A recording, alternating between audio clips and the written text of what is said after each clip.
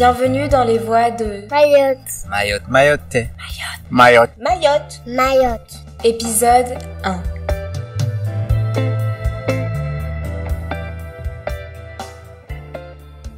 De mon arrivée à Mayotte, je me souviens de la chaleur moite qui te saisit à la gorge et te colle à la peau, du soleil éclatant et du trajet en barge qui relie petite terre à grande terre, de la traversée en bateau et des îlots verts comme flottant au-dessus de l'eau, de la foule grouillante aussi en arrivant à Mamoudzou et de l'agitation autour des chauffeurs de taxi. Je ne savais alors rien ou presque de la vie sur cette île française située au milieu de l'océan Indien, au cœur de l'archipel des Comores, devenu en 2011 le 101e département français. Comme beaucoup, je n'avais alors jamais entendu parler, ou si peu, de l'histoire de Mayotte et de celle de ses habitants.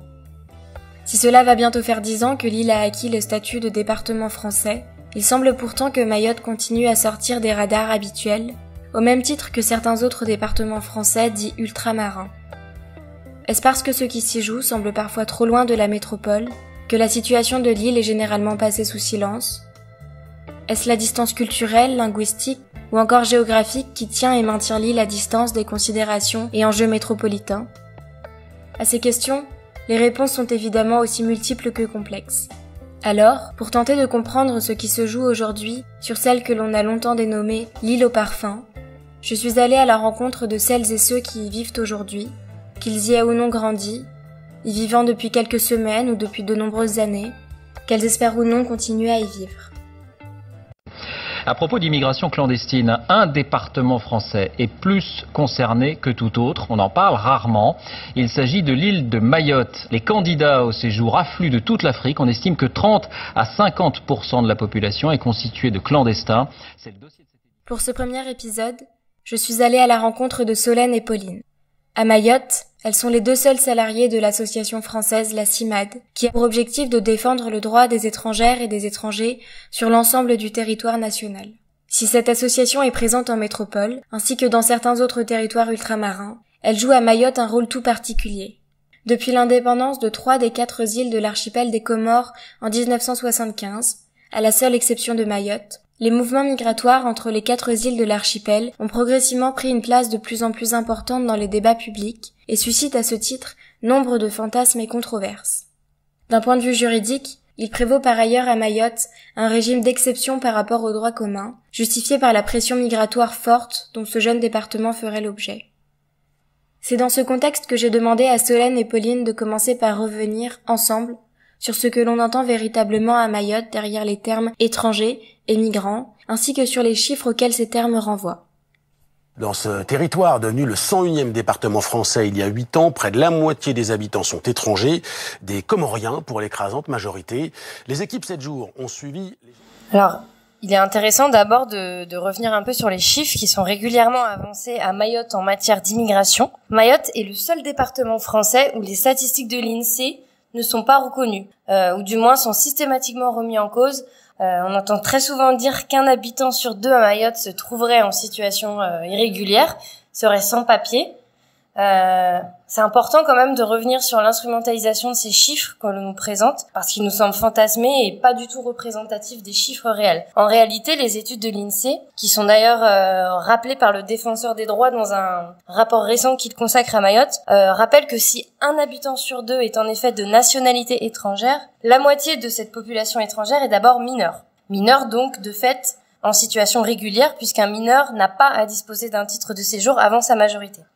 À cela, il faut ensuite ajouter toutes les personnes étrangères qui se trouvent en situation régulière, c'est-à-dire qui disposent d'une carte de séjour qui leur permet de résider légalement sur le territoire et de travailler. Resterait alors, en prenant en compte ces chiffres, donc mineurs et personnes en situation régulière confondues, 12%. 12% de personnes en situation irrégulière sur la population totale. Dans ces 12%, il est aussi important d'inclure toutes les personnes qui pourraient bénéficier de plein droit d'un titre de séjour, mais qui rencontrent actuellement des difficultés pour accéder à la préfecture et donc déposer leur demande de carte de séjour. Donc en réalité contraintes à vivre dans l'irrégularité du fait de l'inaccès aux services publics. Donc déjà, la déconstruction de ces chiffres, elle est importante à prendre en compte.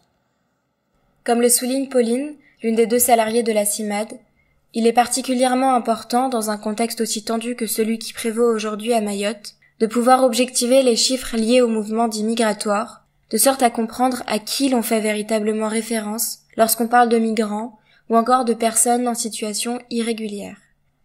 De la même façon, le cadre légal qui régit les droits des étrangers sur le territoire est souvent mal connu, voire simplement méconnu de tout un chacun. Pourtant, il a des conséquences directes sur la situation actuelle des personnes étrangères à Mayotte. Il permet aussi d'expliquer, ou tout du moins en partie, les tensions vives qui traversent aujourd'hui l'ensemble de la société mahoraise, comme l'explique Solène. Alors Mayotte, c'est un territoire où le CESEDA, qui est le code de l'entrée et du séjour des étrangers et du droit d'asile, s'applique comme sur tout le reste du territoire français. Mais il existe de nombreuses dérogations qui sont rendues possibles finalement par l'article 73 de la Constitution française, qui dit que dans les départements et dans les régions d'outre-mer, les lois, les règlements peuvent faire l'objet d'adaptations en raison des caractéristiques particulières de ces collectivités. La principale dérogation en matière de droit au séjour à Mayotte, elle concerne notamment les cartes de séjour temporaires, qui n'autorisent à séjourner qu'à Mayotte. En gros, pour se rendre dans un autre département français, que ce soit à La Réunion, que ce soit en Guyane, que ce soit en Saône-et-Loire, il faudra faire une demande de visa auprès de la préfecture de Mayotte. Et ça, c'est une dérogation unique au territoire. Normalement, on peut habiter en France métropolitaine, en Guyane, dans un département comme les Côtes-d'Armor, comme la Picardie, et se rendre dans un département de son choix, sans demander de visa. Mais à Mayotte, c'est pas possible. Et du coup, on a beaucoup de personnes qui ont vocation à rejoindre leur famille, qui n'ont jamais réussi à obtenir ce visa pour partir. On est donc sur une carte qui va en fait entraver la liberté de circulation et qui n'admet pas la continuité territoriale qui est supposée entre tous les territoires de la France. La deuxième dérogation, elle concerne la circulation des mineurs étrangers. À Mayotte et pour les autres départements, il y a ce qu'on appelle un document de circulation pour les étrangers mineurs. C'est le DCEM, ou c'est aussi appelé la carte de 5 ans. Normalement, ce document, il est délivré de plein droit à un mineur si l'un de ses parents dispose d'une carte de séjour. Mais la dernière loi qui est entrée en vigueur en mars 2019, pour une immigration contrôlée et un droit d'asile effectif, elle est venue encore plus fracturer ce droit pour ce territoire, puisque désormais à Mayotte, seulement les enfants nés sur le territoire ou entrés avant leurs 13 ans sous couvert d'un visa peuvent obtenir ce document. Alors, comme ça, on se dit que ça n'a pas vraiment d'incidence, mais en réalité, des familles, parfois recomposées, parfois mixtes, sont souvent séparées, faute d'obtenir ce document. À titre d'exemple, un homme en situation régulière qui a pris en charge ses 2 neveux doit aller à La Réunion pour des raisons de santé et il a souhaité obtenir des DCEM pour s'y rendre avec eux puisque il est parent isolé. Mais on lui a refusé. Et donc le monsieur, il n'a pas d'autre choix que d'aller se faire soigner à La Réunion et de laisser les enfants sur le territoire seuls. Et donc, depuis plus d'1 an maintenant, on voit des mineurs sur le territoire qui deviennent isolés en raison de cette dérogation et des adultes qui se retrouvent dans des situations extrêmement compliquées. La troisième grosse dérogation, elle concerne la carte de résident. En fait, c'est la carte de 10 ans qui permet de circuler sans visa et surtout qui permet également d'obtenir les prestations familiales. Ces cartes, elles permettent en fait de stabiliser la situation des gens. À Mayotte, il y a une condition qui s'ajoute à celles qui sont exigées en France. Normalement, en France, on peut demander cette carte à partir du moment où on peut prouver sa régularité de séjour, donc le fait d'être en séjour régulier depuis plusieurs années, ainsi que la maîtrise de la langue. À Mayotte, il y a une condition qui s'ajoute en plus pour les conjoints de français et les parents d'enfants français, c'est la condition de ressources stables, régulières et suffisantes. En gros, les ressources doivent être plus ou moins égales à celles du SMIC. Alors pareil, on se dit que de nombreuses personnes remplissent ces conditions, mais en l'occurrence, souvent, les gens vont remplir 2 des 3 conditions. Par exemple, les pêcheurs qui sont en séjour régulier depuis plus de 15 ans, qui ont des preuves qu'ils ont renouvelé leur carte de séjour de manière annuellement. Ils ont des ressources qui sont considérées comme stables et régulières, puisqu'ils peuvent justifier d'un contrat, mais ils ne peuvent pas prétendre à la carte de résident parce qu'ils ne maîtrisent pas la langue. Ou on a des parents d'enfants français qui sont en séjour régulier, qui maîtrisent la langue, et eux qui n'ont pas de ressources et qui sont condamnés à renouveler leur titre de séjour chaque année et à payer les timbres fiscaux exigés par la préf. En espérant bien évidemment qu'ils pourront y accéder puisque la préfecture étant bloquée, parfois ils sont victimes des blocages, ils sont également victimes des procédures de dématérialisation et n'ont aucun accès à la préfecture. Il y a plein d'autres dérogations en matière de séjour, en matière de circulation, mais il y en a une aussi en matière de droit à la nationalité qui a des conséquences déplorables pour les jeunes nés ici. Depuis le 1er mars 2019, l'accès à la nationalité française des jeunes nés à Mayotte est entravé. on parle de brèche constitutionnelle puisque ça concerne un sujet lié à la nationalité. En gros, il y a une condition supplémentaire qui doit être satisfaite pour tous les enfants nés à Mayotte. Tous les enfants qui sont nés après le 1er mars 2019, au moment de leur naissance, l'un de leurs parents doit être en situation régulière depuis au moins 3 mois pour que l'enfant puisse obtenir la nationalité à partir de ses 13 ans. Donc cette disposition, elle aura de réelles conséquences quand les enfants auront 13 ans. Donc on parle de 2032. D'ici là, les lois, elles vont pouvoir changer, mais le problème, c'est l'autre amendement qui concerne, lui, tous les enfants nés avant le 1er mars 2019, pour lesquels on va exiger 5 ans de régularité au moment du dépôt de la demande de nationalité d'un des parents. Ça veut dire qu'un jeune qui est né ici, qui aurait pu faire sa demande dès ses 13 ans, accompagné de ses 2 parents, devra obligatoirement avoir un de ses parents en situation régulière depuis au moins 5 ans. S'il était né à La Réunion, s'il était né à Creil ou à Orléans, il obtiendrait directement la nationalité, mais s'il est né à Mayotte, c'est différent. Et donc, on a des jeunes qui naissent ici, qui grandissent sur le territoire et qui se retrouvent étrangers à leurs 18 ans. Normalement, ils pourraient obtenir une carte de séjour puisqu'ils y ont droit, mais en raison des blocages permanents, c'est-à-dire de l'impossibilité d'accéder aux services publics, en l'occurrence la préfecture, ils ne peuvent pas déposer leur demande et beaucoup d'entre eux risquent d'être interpellés et éloignés à tout moment. On est donc sur un système unique au 101e département français qui est bien loin du régime du droit commun. Du fait du droit dérogatoire qui prévoit à Mayotte et des difficultés d'accès à la préfecture que rencontrent les personnes étrangères cherchant à faire régulariser leur situation, le risque d'éloignement du territoire est bel et bien réel. Pour être éloigné du territoire, une personne étrangère est interpellée, puis emmenée en centre de rétention administrative, plus communément appelé CRA. S'il en existe plusieurs répartis sur l'ensemble du territoire français, celui de Mayotte se trouve en Petite Terre, à Pamandzi. C'est là que les personnes étrangères considérées comme étant en situation irrégulière par l'administration française sont retenues avant d'être éventuellement renvoyées vers leur pays d'origine ou bien vers le dernier pays par lequel elles ont transité avant d'arriver à Mayotte. Au sein des locaux du CRA de Mayotte se déploie, comme l'explique Pauline, l'un des systèmes de rétention-expulsion les plus développés de France. Alors chaque année, Mayotte est le département français qui place en rétention et qui expulse du territoire le plus grand nombre de personnes, France métropolitaine et autres départements d'outre-mer confondus. En 2019, par exemple, on a constaté sur toute la France une hausse des placements en rétention de 23% par rapport à l'année précédente, par rapport à 2018. Hausse principalement due à Mayotte, puisque ce n'est pas moins de 26 900 personnes qui ont été placées en rétention et 23 158 personnes expulsées du territoire. Sur l'ensemble de ces personnes placées en rétention, c'était à peine 3 000 personnes qui avaient pu accéder à une association et donc faire valoir leurs droits au sein du centre de rétention. Ce chiffre, il est très parlant, il démontre parfaitement la quasi-impossibilité d'exercer un recours contre l'obligation de quitter le territoire français qui est notifié par le préfet au sein du CRA.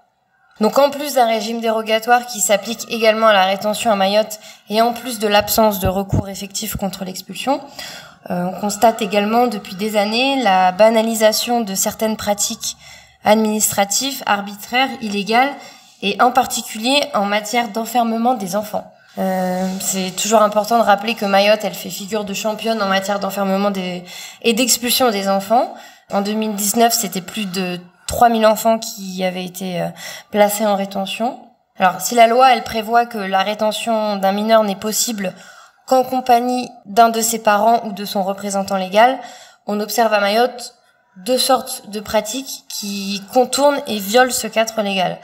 La première pratique, c'est la pratique des rattachements arbitraires qui consiste à placer en rétention lors d'une interpellation terrestre ou maritime un mineur avec un adulte qui est une personne tierce qui n'est ni son parent ni son représentant légal. Parfois qu'il ne connaît même pas. Ça peut être par exemple un enfant gardé temporairement par une voisine. Cette voisine fait l'objet d'un contrôle d'identité et placée au sein du centre de rétention avec cet enfant sans qu'aucune vérification minimale ne soit effectuée par l'administration. Alors même que la préfecture a l'obligation de prendre des garanties, de s'assurer de garanties particulières avant de placer un enfant, et notamment de vérifier son lien de filiation avec l'adulte à qui on le rattache, aucune vérification, aucune n'est opérée par l'administration à Mayotte. Et c'est d'ailleurs pour cette pratique particulièrement grave qui porte atteinte aux droits de l'enfant que la France, elle vient d'être condamnée par la Cour européenne des droits de l'homme en juillet dernier, en juillet 2020, pour l'expulsion vers les Comores en 2013 de 2 enfants en bas âge en compagnie d'un adulte inconnu, alors même que leur père se trouvait en situation régulière à Mayotte. Malgré cette condamnation hautement symbolique, cette pratique se poursuit et continue d'être régulièrement dénoncée chaque année dans différents rapports. La deuxième pratique, c'est la pratique de falsification des dates de naissance de mineurs, cette fois non accompagnés, interpellés et placés en rétention, alors même qu'ils ne peuvent pas être éloignés. L'administration a trouvé une parade, une sorte de tour de passe-passe administratif. Lors de l'interpellation d'un mineur non accompagné, elle va venir attribuer fictivement, elle va créer de toutes pièces une date de naissance, le faisant devenir majeur, de sorte à pouvoir le placer en rétention et l'expulser. Quand le mineur réussit à saisir le tribunal administratif en urgence, la préfecture est condamnée. Elle a été récemment condamnée à plusieurs reprises. Mais encore une fois, la pratique, malgré les condamnations, se poursuit. À ces milliers de mineurs placés chaque année en rétention s'ajoutent également de très nombreuses personnes placées au sein du CRA et expulsées alors même qu'elles sont protégées contre une mesure d'éloignement par la loi. C'est le cas par exemple des parents d'enfants français, des personnes arrivées à Mayotte avant leur 13e anniversaire. C'est également le cas des conjoints de français ou encore des personnes gravement malades ou des demandeurs d'asile. C'est possible en raison de l'absence quasi systématique des vérifications d'identité et du droit au séjour précédant le placement au CRA, alors même que ces vérifications sont une obligation pour l'administration. Et c'est dramatique puisque l'absence de ces vérifications, elle a pour conséquence d'expulser chaque année des personnes protégées dans un temps record, puisque la durée moyenne de rétention à Mayotte, elle est de 17 heures, avec des bateaux quotidiens à destination de l'Union des Comores, où plus de 90% des personnes sont éloignées, et des avions très réguliers vers Madagascar. Ce qui est aussi incroyable, c'est que même au plus fort de la crise sanitaire à Mayotte, le préfet a continué de placer massivement en rétention, y compris des enfants en très bas âge, alors même que les gestes barrières et les mesures de distanciation sociale n'étaient pas appliquées, et que les conditions sanitaires, comme dans les autres CRA de métropole d'ailleurs, étaient particulièrement préoccupantes. C'est dans ce contexte général que les 2 salariés de la CIMAD, Solène et Pauline, ainsi que l'ensemble des bénévoles de l'association travaillent à accompagner les personnes étrangères sur le territoire. Outre le travail d'accompagnement juridique, des formations, des interventions, des sensibilisations, il y a un énorme travail de plaidoyer également. Comment ça se fait que des personnes françaises, que des personnes étrangères soient traitées comme des citoyens de seconde zone, qu'ils ou elles ne bénéficient pas des mêmes droits que dans les autres départements? En fait, à créer toutes ces dérogations et toutes ces exceptions, le droit appliqué n'est pas le même. Et non seulement on est sur de l'infradroit, mais en plus on est sur des pratiques arbitraires localement.